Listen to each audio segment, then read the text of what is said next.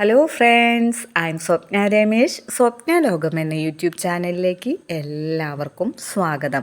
ഇന്ന് Monday, ചിഞ്ചുവിൻ്റെ birthday ആണ് കേട്ടോ. അപ്പോൾ ഞാനും രമേശ് ചേട്ടനും ഇന്ന് എന്തായാലും നമുക്ക് പോകാൻ പറ്റാത്തതുകൊണ്ട് തന്നെ ഇന്നലെ സൺഡേ ആയിട്ട് ഗുരുവായൂർ പോകാനായിട്ടുള്ള തയ്യാറെടുപ്പിലാണ് കേട്ടോ. വെളുപ്പിന് തന്നെ എഴുന്നേറ്റിട്ടൊക്കെ ഉണ്ട് കേട്ടോ. അപ്പോൾ ഞാനൊരു കമ്മൽ വാങ്ങി വെച്ചിരുന്നത് ഞാൻ എന്നും വിചാരിക്കും ഇത് ഇടുന്നുണ്ടെങ്കിൽ ഗുരുവായൂർ പോകുമ്പോൾ ഇടുള്ളൂ എന്ന് വിചാരിച്ചിട്ട് വലിയ ജിമിക്കാണ് കേട്ടോ. 3 ഇങ്ങനെ ഞാണ്ട് കിടക്കുന്ന ഒരു ജിമിക്കാണ്.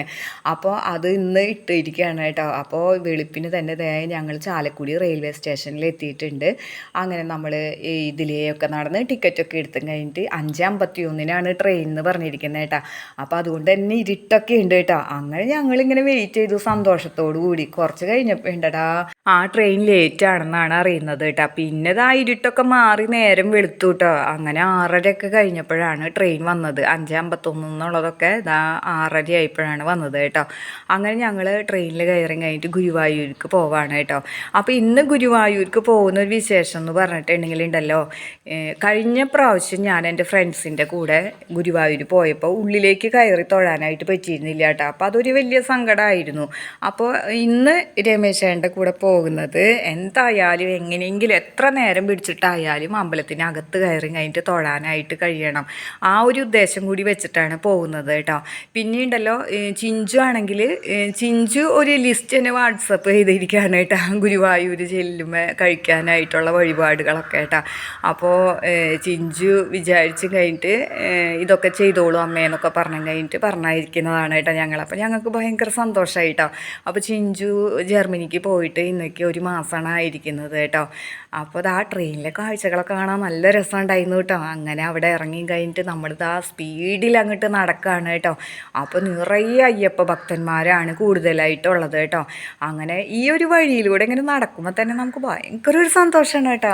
അങ്ങനെ ഞാൻ ഗുരുവായൂർ എത്തി അങ്ങനെ എന്നൊക്കെയുള്ള മനസ്സിൻ്റെ ഒരു സന്തോഷം നിറവിലൊക്കെയാണ് ഞങ്ങൾ കേട്ടോ. അപ്പോൾ ഞാനിങ്ങനെ പ്രാർത്ഥിക്കുകയായിരുന്നു കേട്ടോ, ഭഗവാനെ ഇന്ന് ഉദയാസ്തമന പൂജയൊന്നും ഉണ്ടാവില്ലേന്ന്. അങ്ങനെ ഞാൻ മൊബൈൽ എടുത്തും കഴിഞ്ഞ് വെറുതെ ഒന്ന് സെർച്ച് ചെയ്തപ്പോൾ അതിലെ ഒരു വീഡിയോയിൽ പറയുന്നുണ്ട് മണ്ഡലകാലം തുടങ്ങിയിട്ടുണ്ടെങ്കിൽ മണ്ഡലകാലം കഴിയുന്നത് വരെ ഉദയാസ്തമന പൂജ ഗുരുവായൂർ ഉണ്ടായിരിക്കുന്നതല്ലാന്ന് കേട്ടോ.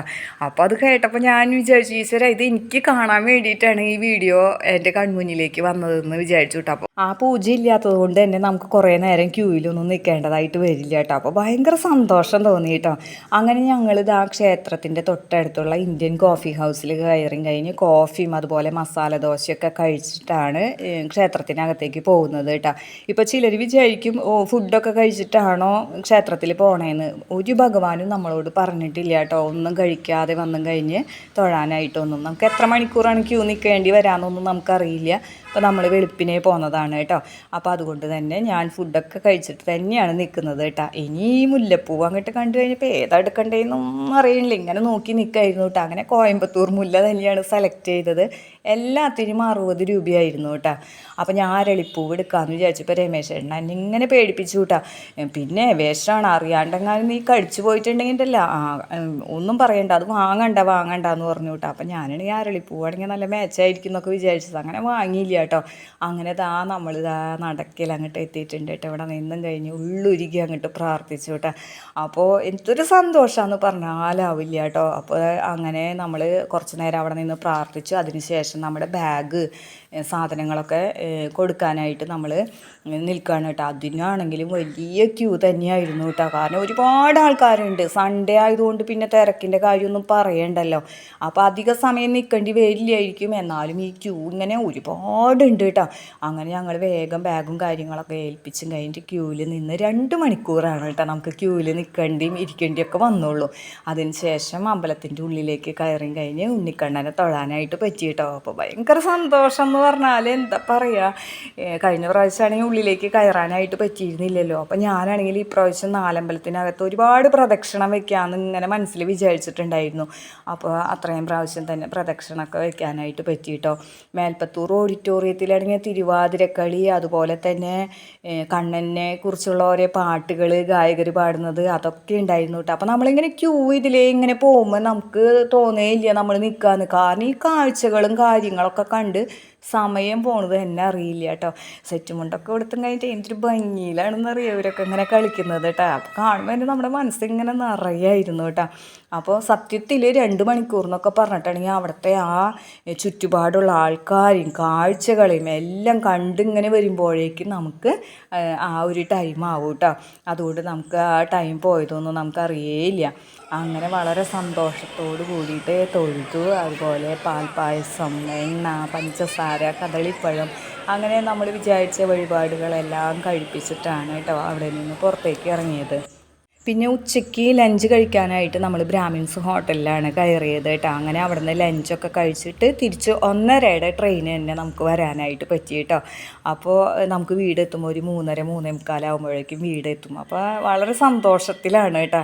നമ്മൾ ഏറെ ആഗ്രഹിച്ച് കഴിഞ്ഞിട്ടുണ്ടെങ്കിൽ എന്തായാലും അതൊക്കെ നടക്കും കേട്ടോ. അതൊക്കെ കണ്ണൻ നടത്തി തരും എന്നുള്ളൊരു വിശ്വാസം തന്നെയാണ് എനിക്കുള്ളത് കേട്ടോ. അപ്പോൾ ഉള്ളിൽ കയറി തൊഴർന്ന് വിചാരിച്ചു, അതൊക്കെ പറ്റിയല്ലോ. അപ്പോൾ എല്ലാം കണ്ണൻ്റെ അനുഗ്രഹമായിട്ട് ഇങ്ങനെ തോന്നാണ് കേട്ടോ. അങ്ങനെ ലഞ്ചൊക്കെ കഴിച്ച് കഴിഞ്ഞപ്പോൾ പിന്നെ പർച്ചേസിങ്ങിന് ഇറങ്ങിയതാണ് കേട്ടോ. പർച്ചേസിങ് എന്ന് പറഞ്ഞിട്ടുണ്ടെങ്കിൽ നിലവിളക്ക് വെക്കുന്ന തട്ടം ഉണ്ടല്ലോ, ഒരു തട്ട്, അത് വാങ്ങണം എന്നുണ്ടായിരുന്നു. പിന്നെ എനിക്ക് മയിൽപ്പീലി വാങ്ങണം എന്നുണ്ടായിരുന്നു കേട്ടോ. അപ്പോൾ ഇത് രണ്ടും വാങ്ങാണ്. മയിൽപ്പീലി 2 എണ്ണത്തിന് 30 രൂപയാണ് കേട്ടോ അവർ വാങ്ങിയത്. അപ്പോൾ ഈ 2 എണ്ണം വാങ്ങിയിട്ടുണ്ടെങ്കിൽ നമ്മുടെ വീട്ടിലെ കണ്ണൻ്റെ ബാക്കിൽ ഇങ്ങനെ വെക്കാമല്ലോ. അപ്പോൾ തലയ്ക്ക് മുകളിലായിട്ട് ഈ പീലിയുടെ ഭാഗം വന്ന് നിൽക്കും. അപ്പോൾ അതൊക്കെ വിചാരിച്ചു കേട്ടോ. അങ്ങനെ ഞങ്ങളിത് ആ വീട്ടിൽ തിരിച്ചെത്തിയിരിക്കുകയാണ് കേട്ടോ. അപ്പോൾ ഇതാണ് ഞാൻ വാങ്ങിയ തട്ടം കേട്ടോ. ഇതിന് 240 രൂപയാണ് ആയിരുന്നത് കേട്ടോ. അപ്പോൾ ഗണപതിയുടെ ചിത്രമൊക്കെ അങ്ങനെ ഉള്ളിൽ കൊത്തിയിട്ടുണ്ട്. നല്ല ഇഷ്ടമായിട്ടാണ് എനിക്ക്. ബാക്കിൽ നിന്ന് നോക്കിയാലും അങ്ങനെ തന്നെ ഗണപതിനെയൊക്കെ കാണാൻ പറ്റും. അപ്പോൾ ഇതാണ് ഞാൻ എടുത്തത് കേട്ടോ. അങ്ങനെ മയിൽപ്പീലി എടുത്തും കഴിഞ്ഞ് കണ്ണൻ്റെ ബാക്കിലായിട്ട് ഇങ്ങനെ ചാടി വെച്ചു കേട്ടോ. അപ്പോൾ നല്ലൊരു ഭംഗി. അങ്ങനെയൊക്കെ എനിക്ക് ഭയങ്കര മനസ്സങ്ങിട്ട് നിറഞ്ഞു കേട്ടോ. അങ്ങനെ തട്ടോ മയിൽപ്പീലിയും ഒക്കെ വെച്ചിട്ടുണ്ട്. പിന്നെ നമ്മൾ പ്രസാദം അവിടെ നിന്ന് വാങ്ങിയത് ഒക്കെ നമ്മൾ എടുക്കാണ് കേട്ടോ. അപ്പോൾ കദളിപ്പഴങ്ങൾ ഉണ്ടായിരുന്നു. അവിടെ വെച്ച് തന്നെ ഞങ്ങൾ 2-3 എണ്ണമൊക്കെ കഴിച്ചു കേട്ടോ ട്രെയിനിലൊക്കെ ഇരിക്കുമ്പോൾ. അതുപോലെ പാൽപ്പായസം ഉണ്ടായിരുന്നു. അപ്പോൾ വെണ്ണ നിവേദ്യവും പിന്നെ പഞ്ചസാരയും ഇതൊക്കെ ഉണ്ടായിരുന്നു കേട്ടോ. അപ്പോൾ ഈ വെണ്ണ നിവേദ്യം എനിക്ക് മക്കളുടെ പേരിൽ മാത്രമല്ല കഴിച്ചിരിക്കുന്നത് കേട്ടോ.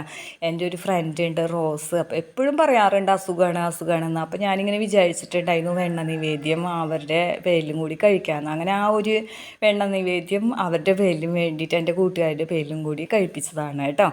അങ്ങനെ എല്ലാം നമ്മളാക്കിയിട്ടുണ്ട്, വാങ്ങിയിട്ടുണ്ട്. ഇനി ഇതൊക്കെ നമുക്ക് ഉപയോഗിക്കാനുള്ളതാണ് കേട്ടോ. അല്ലാതെ നമുക്ക് ഇത് ഇനി എന്ത് ചെയ്യണം അങ്ങനെയൊന്നും വിചാരിക്കേണ്ട. നമ്മളെങ്ങനെയാണോ അതുപോലെ നമുക്ക് ഉപയോഗിക്കുക. വെണ്ണയൊക്കെ ആണെങ്കിലും നമ്മൾ ബ്രെഡിൻ്റെ കൂടെയോ അങ്ങനെയൊക്കെ ആയിട്ട് നമുക്ക് ഉപയോഗിക്കാം കേട്ടോ.